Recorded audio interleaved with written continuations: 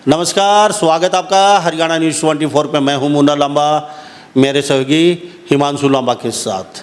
आज हमारे साथ खास बातचीत में राजेश धनखड़, जाट समाज के राष्ट्रीय कोऑर्डिनेटर पूरे भारत के, मेरे साथ खास मौजूद हैं बातचीत में। और जाट सभा की जब बात आती है, जाट समाज की बात आती है, तो बहुत बड़ा कद है इनका और बहुत बड़ा नाम भी है राजेश धनखड़ का। आज हमारे साथ खास बातचीत में मौजूद हैं। कई विषयों पे बातचीत करेंगे, मौजूदा हालत की बातचीत करें तो सरकार के ऊपर भी बातचीत करेंगे, कुछ हम थोड़ा सा नू मेवात के मसले को लेकर भी बातचीत करेंगे। अब की बार जाटों की बातचीत की जाए तो बड़े पदाधिकारी हैं, बैक फुट पे रहे। अब की बार जाटों ने पहले ही बोल दिया था हम इस मसले को लेके, हम इनके आगे पीछे नहीं हैं इस मुद्दे को लेके। बाद में जाटों को फंसा देते हैं, वो फिर केस भुगतते रहते हैं।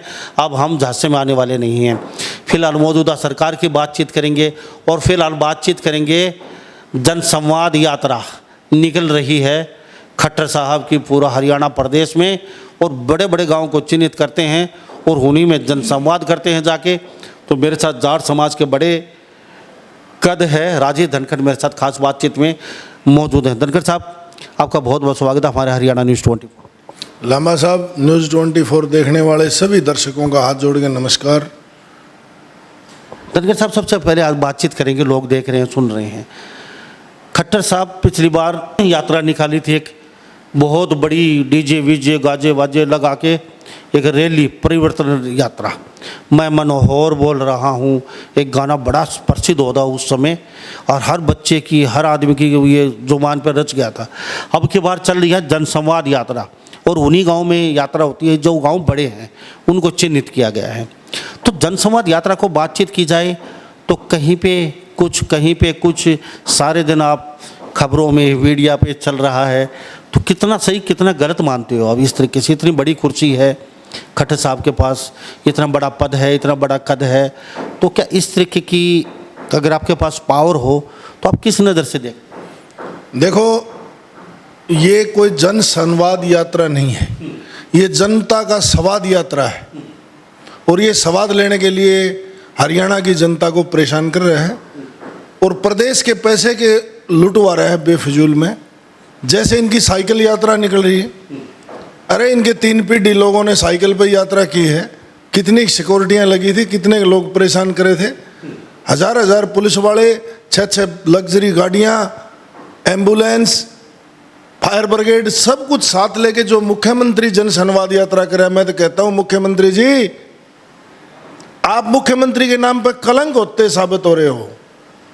एक प्रदेश का मुखिया अगर जनता को परेशानी में डालने के लिए साइकिल यात्रा का नाम लेके करोड़ों रुपए का टूड़े की तरह उड़ा के प्रदेश के गाड़ी खून पसीने की कमाई को, तो ये प्रदेश की जनता के साथ संवाद यात्रा है, संवाद यात्रा नहीं है।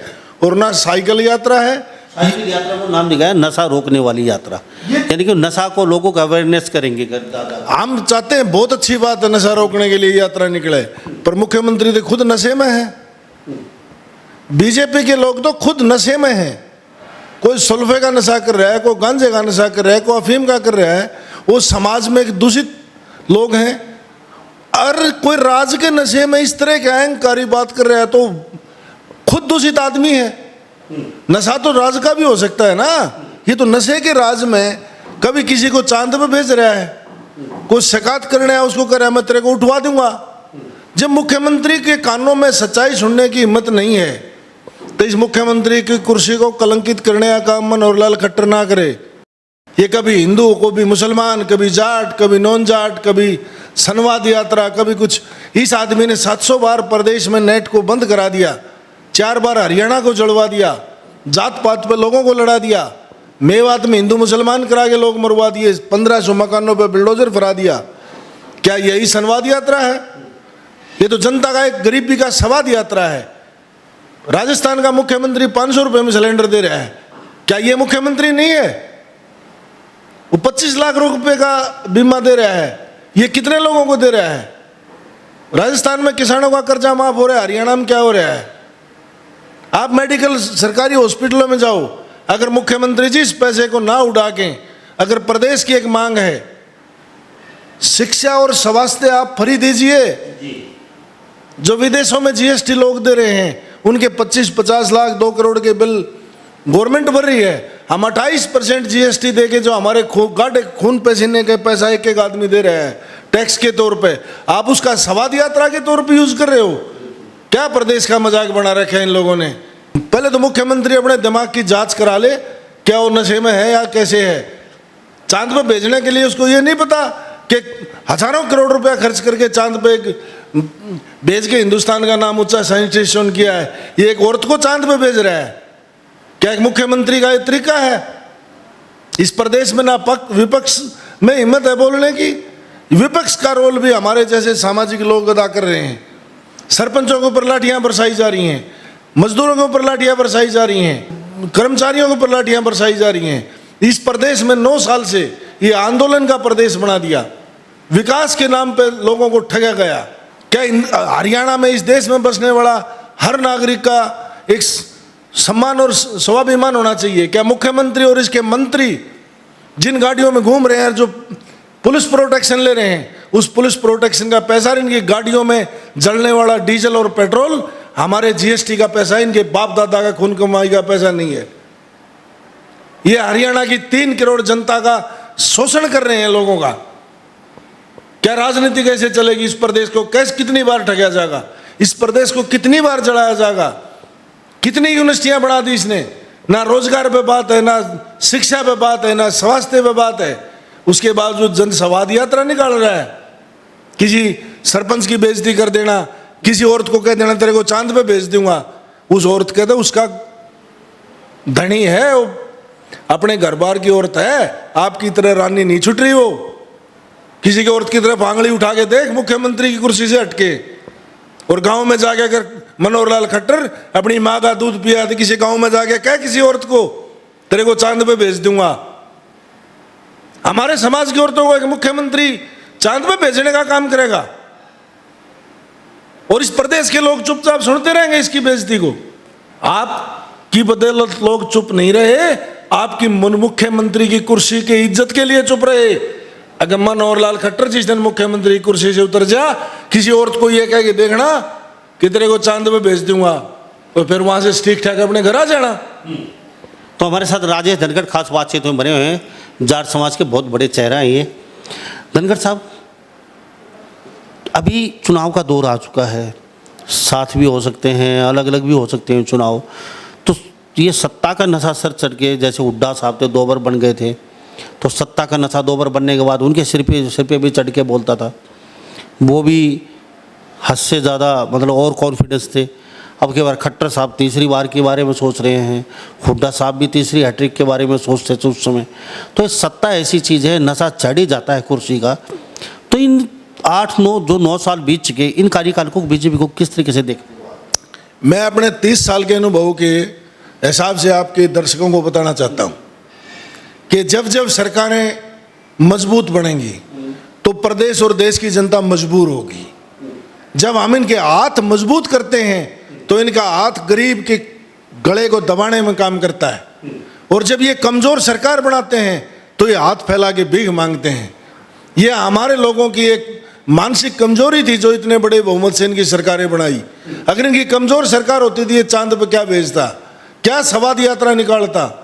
और लानत है देवीलाल के उस दुष्यंत चौटाला को, इस ऐसे आदमी के साथ समर्थन में खड़ा है जो उसके समाज की बहन बेटियों को चांद पे भेजने की बात कर रहा है।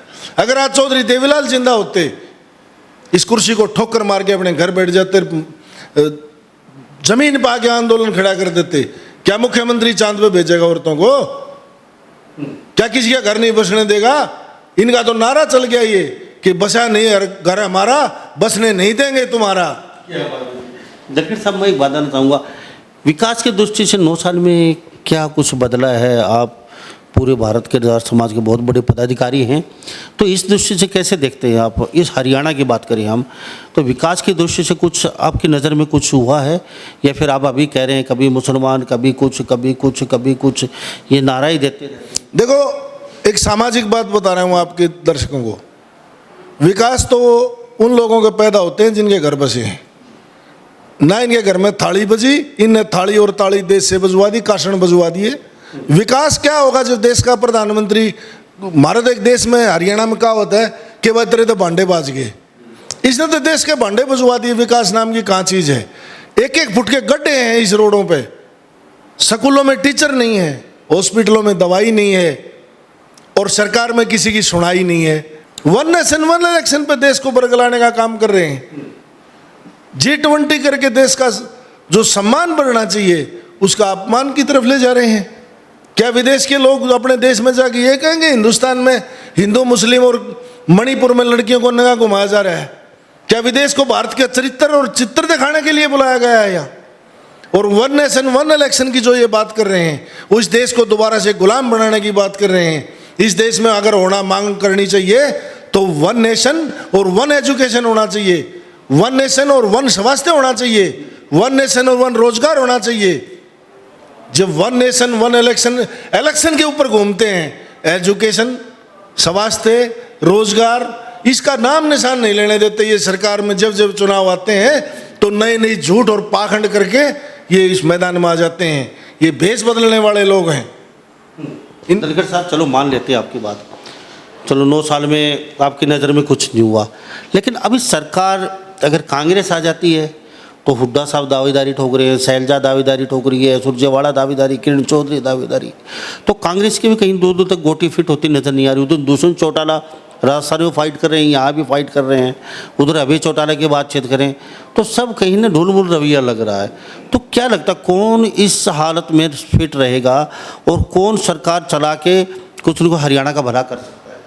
देखो, हरियाणा का भला जब होगा जब कमजोर सरकार बनेगी। मुख्यमंत्री को ये बहरेगा, कुर्सी 1 मिनट में चली जाएगी। जब तक मजबूत सरकार हरियाणा के लोग देंगे, हरियाणा का इसी तरह शोषण होता रहेगा। अगर 9 साल की जो आपने विकास करी बात की हो, मैं 9 साल के आपको काम गिनवा देता हूँ। 600-700 बार प्रदेश में इंटरनेट बंद हुआ, 4 बार हरियाणा को जलवा दिया, लोगों पे अनाप शनाप मुकदमे दर्ज करा दिए, 13 महीने तक दिल्ली के बॉर्डर बंद करा दिए। ये तो इनने विकास हरियाणा का कराया है।